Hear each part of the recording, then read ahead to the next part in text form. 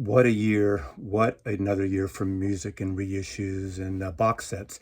This is my top 10 box sets of 2021. Now, just before I went to press here, or just before I recorded this, I just saw a little bit of Michael 45 RPM's video of the same concept. I've been thinking about this. He's been thinking about this. I think we even toyed the idea of doing something together, but alas, the the coexistence and the collaboration and the detente of Germany and the United States fails this holiday season. But go check it out. I'm going to put a link below to Michael's box set thing. His are all vinyl. Now, I'm going to tell you this right off the bat. Mine are a combination of compact discs and vinyl with an emphasis on CDs in a way, just because of the nature of these box sets. Now, also, I know Michael showed several box sets that collect full album collections like Joni Mitchell and Laura Nyro. I don't really do that very often, just because those are the records that have been out, and just to slap the same records, remastered as they may be, into a box set, to me is not as clever. I'm glad they're out there for you and people to get if they can't find originals. But I like when box sets are curated and have a point of view. So that's where my video here is somewhat different, although Michael has some of that too. So it's just a different take on the same concept. So if any of you have your favorite box sets of this year, 2021, by all means, show them. I mean, this could be like a gift guide too. We're almost at the beginning of December, so put these on your holiday list. Now, I'm not doing mine in any particular order, but these are the top 10 box sets for me. Think I'm going weird. This came out, this is a UK only CD box set of some really great, somewhat garage, somewhat psychedelic singles and cuts, many of which you know and many you don't know. Everything from The Who to The Move to The Idle Race to a lot of bands that are more minimal and not say minimal, but more maybe under the radar for most of us, including myself. I did play this on my recent trip to San Francisco, the drive back and forth from Seattle, and got a lot of new discoveries here. So this really dives deep, and this is a 5 CD set. Think I'm Going Weird, original artifacts from the British psychedelic scene, 1966, 1968. Fantastic comp. Also on the scene, one of my favorite bands, early bands that really kind of burned brightly so much that their singles were popular and they never were considered a very vibrant live, or excuse me, album band, although they made some incredible albums.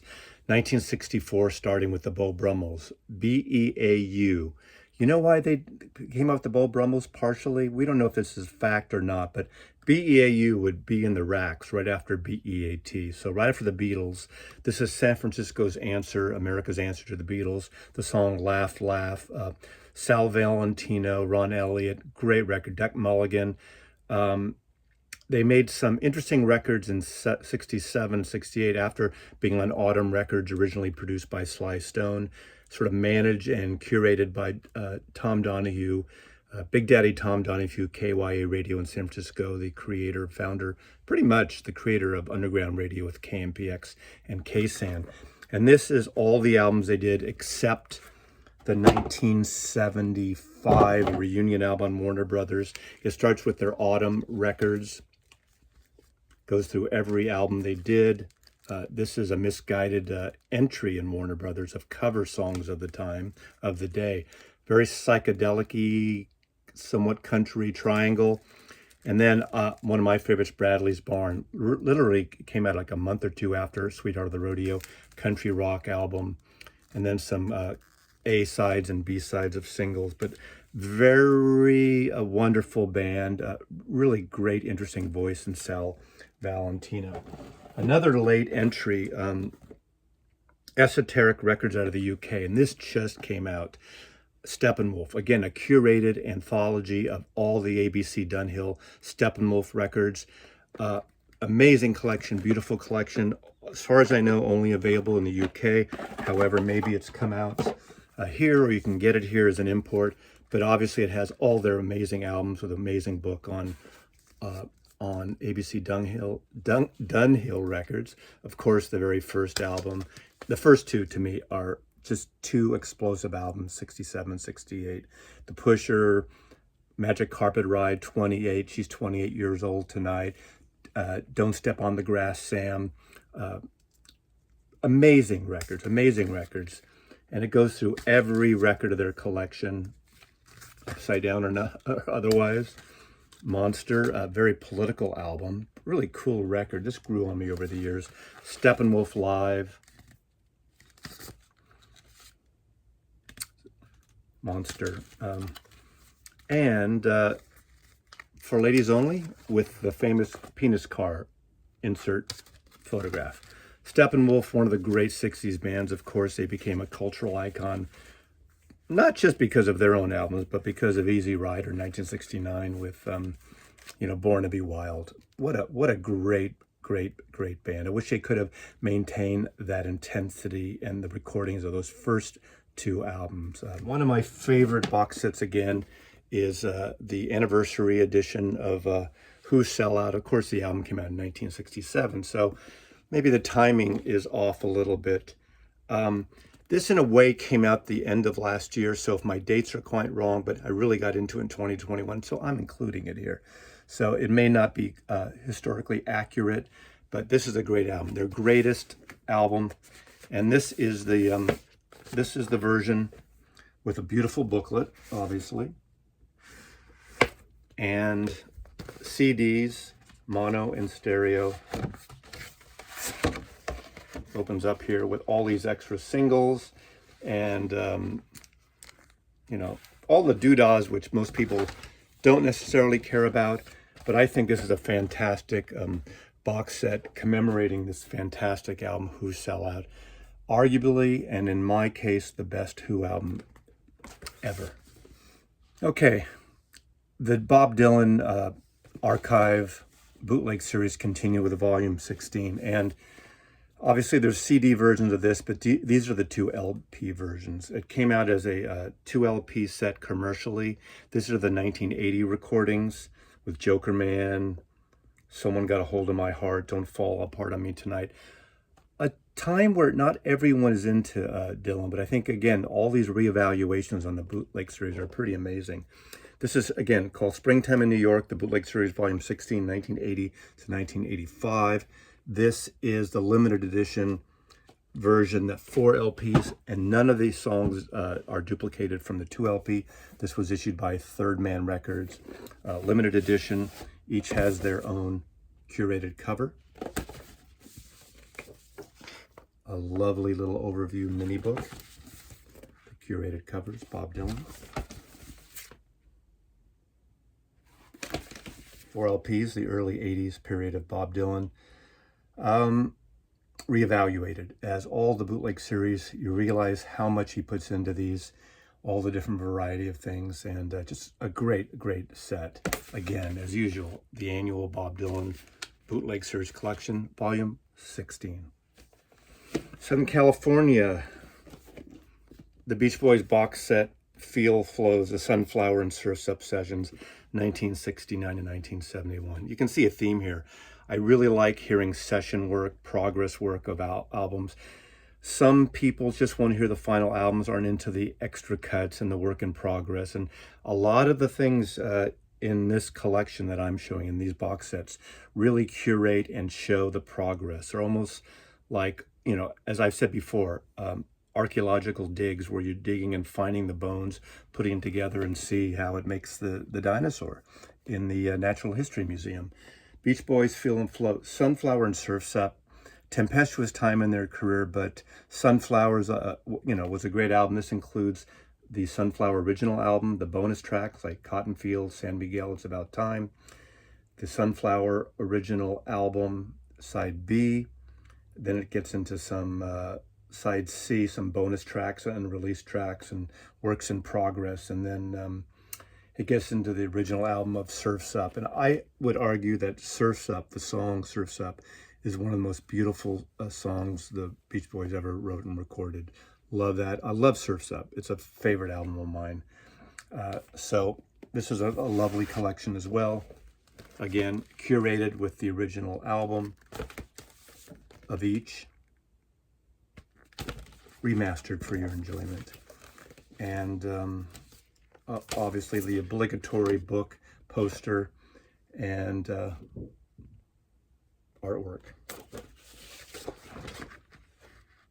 And those of you who know this Smile session that came out, I think in 2010 originally, and there's a big, wonderful limited editions box set that I don't have. I have this double album, which is wonderful. Love how they curated this, how they put this together of the record that wasn't really a real record, but how it might have been put together by Brian Wilson. And this was designed by Tom Rochon, who was the art director, one of the creative directors at Capitol Records at the time.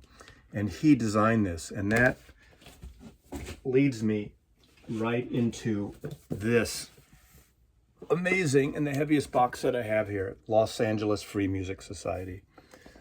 Tom Rochon was a member of this collective, Los Angeles Collective, early 70s through the 80s and beyond. And this is some unreleased early recordings on 13 LPs, I believe, released by Vinyl on Demand in Europe.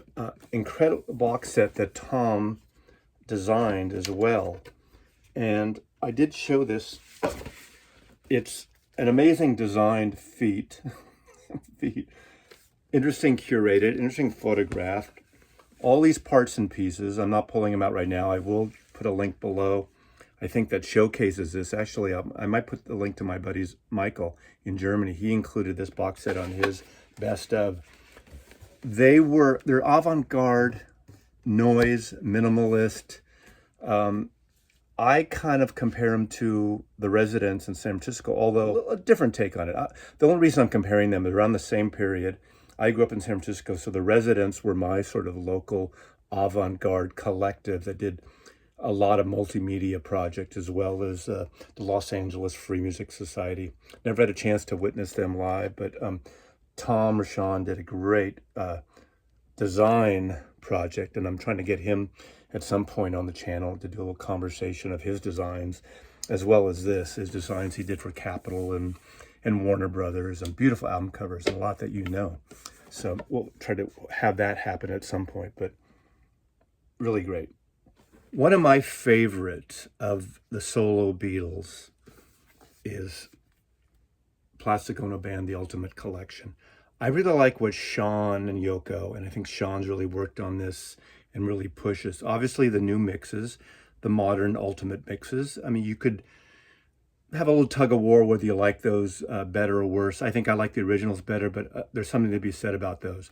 But what's great about this series of box sets, this one and the Imagine one, is how he curates the demos and the element mixes. The element mixes show the progress of the songs from demo to fooling around playing with it to 2 or 3 or 4 or 5 sometimes in a row parts and pieces put together until you get the final version of the song. And how Lennon and Klaus Vormann and Ringo, in this case, the core nucleus of this recording, create these amazing songs that John has written. And John really knows what he wants and what it needs to get it.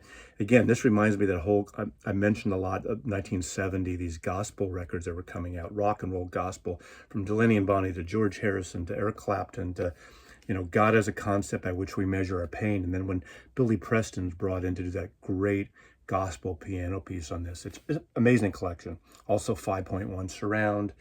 The raw studio mixes are just really good. And so out of all the, the Beatle projects, I think, with, again, the book, the CDs, the 5.1 Blu-ray, incredible collection. And I was fortunate enough to get one sent to me by Sean and Yoko early on, but I would have bought it anyway.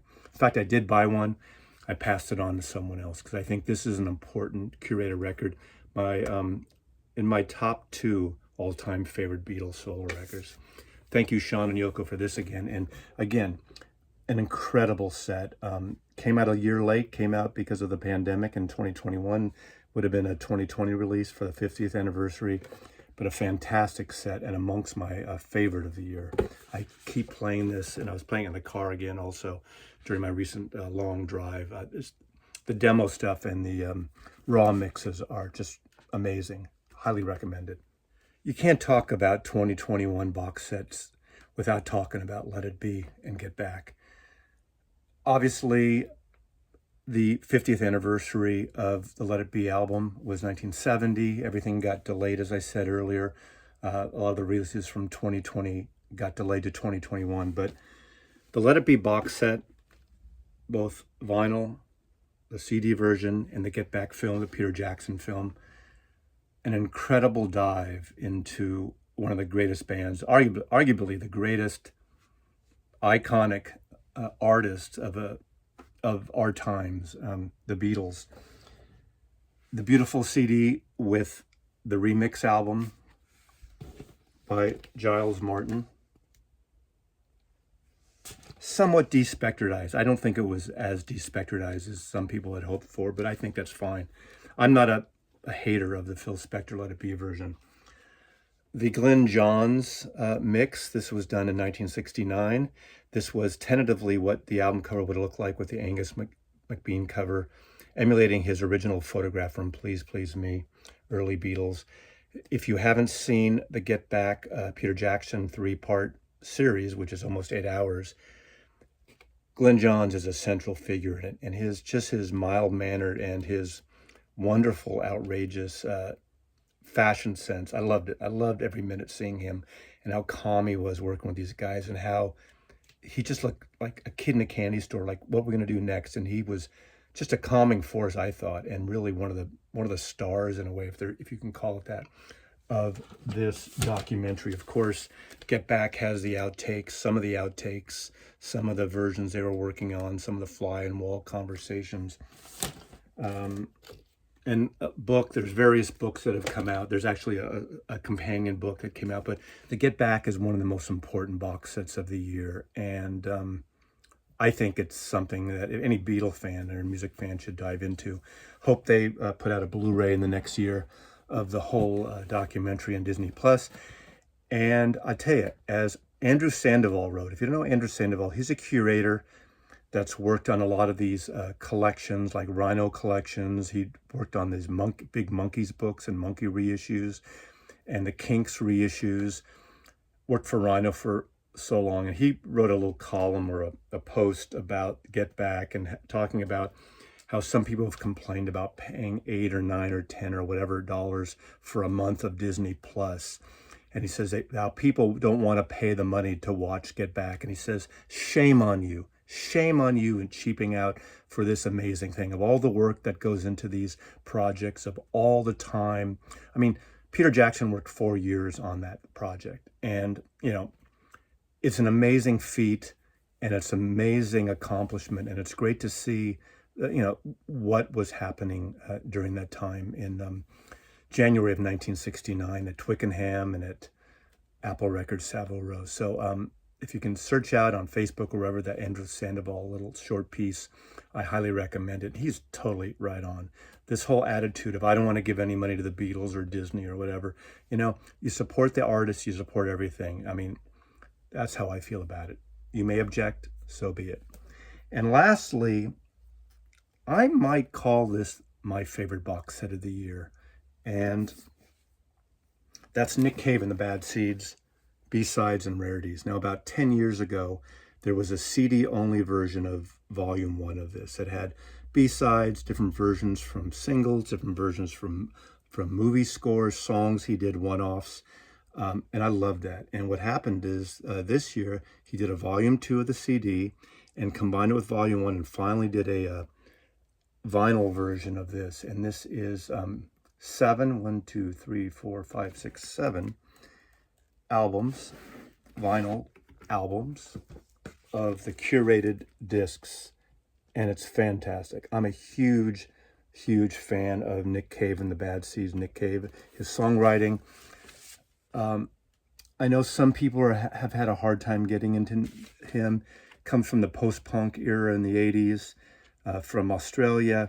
He has a melodic side. Again, I've said many times that Boatman's Call, that album is one of my top 10 all-time albums. It's a beautiful, sensual, sexual, spiritual, dark album. Piano bass, slow moving.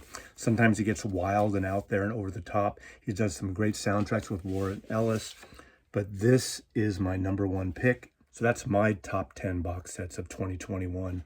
Enjoy it. List yours. Go watch Michael's video, see what he's up to.